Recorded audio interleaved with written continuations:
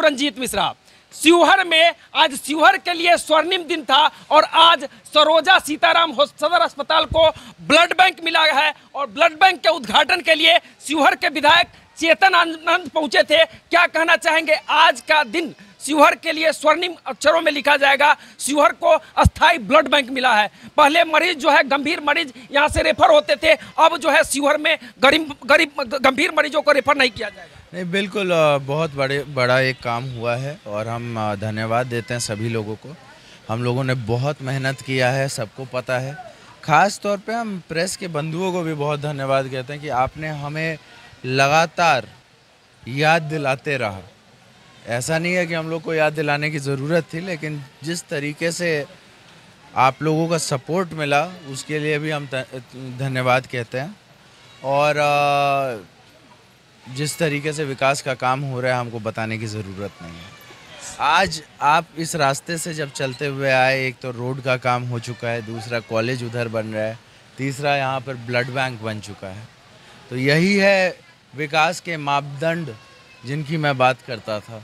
आज जब ये सब हो रहा है तो मुझे बहुत खुशी हो रही है और आशा और उम्मीद है कि जिस रफ्तार से हम लोग चल रहे हैं उसी रफ्तार को दुगनी गति अब मिले, यही हमारी उम्मीद है। शिवहर के युवाओं के लिए क्या संदेश देना चाहेंगे? कह सकते हैं ब्लड बैंक का उद्घाटन हो गया, लेकिन रक्त को संरक्षित करने के लिए रक्तदान जरूरी है। युवा, आप भी युवा हैं, युवा से क्या उम्मीद करेंगे? देखिए, हम चाहेंगे कि ज़्यादा से ज़्यादा लोग जो स्वस्थ हैं, जो ब्लड देने लायक लोग हैं, उनको ब्लड देने की ज़रूरत है।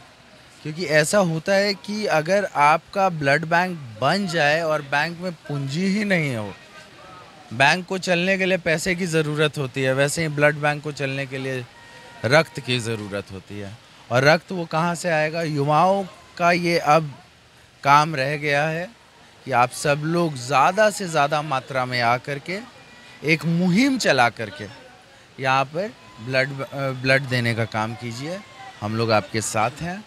हाँ, और सब लोग जब ब्लड देंगे तो यहाँ के जितने भी लोग हैं जिनको भी ब्लड की कभी भी आवश्यकता होगी वो लोग यहाँ से ले सकते हैं। चलिए, आप लोगों के प्रयास से, जनप्रतिनिधियों के प्रयास से, जिला प्रशासन के अथक प्रयास से आज ब्लड बैंक मिल गया। शिवहर के युवाओं को एक और उम्मीद है कि Bapu Dham Sitamarhi via Sheohar rail line परियोजना कब शुरू होगा, इसको लेकर क्या कहना चाहेंगे? हमने तो सवाल उठाया था इस पे।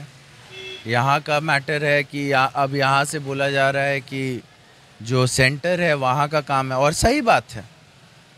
अगर रेलवे कोई लाएगा और रेल मिनिस्ट्री अगर किसी के पास है तो वो सेंटर के पास है, वो स्टेट के पास नहीं है। केंद्र सरकार बार बार कह रही है कि जमीन अधिग्रहण का मामला राज्य का है और अब आप सरकार में आ गए, महागठबंधन की सरकार बन गई। बिल्कुल, अब हम यहाँ पर से रह करके इस मुद्दे को जिस तरीके से हम उठा रहे थे, एक हम लिखित आवेदन हम मुख्यमंत्री साहब से भी करेंगे कि अगर ज़मीन की जो समस्याएं हैं, ये जो एक मुद्दा है, आप सबको पता है कि सबसे पहले आनंद मोहन जी ने इस मुद्दा को उठाया था।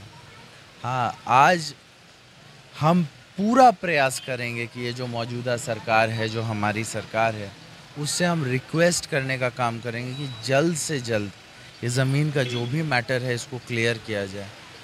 अन्यथा एक और प्रपोज़ल भी बनाने का मैं ये कहूँगा कि अगर बाय चांस वो नहीं हो पाता है तो एक और कोई प्रपोज़ल बनाया जाए जो संभव है, और जो संभव है उस पे काम किया जाए।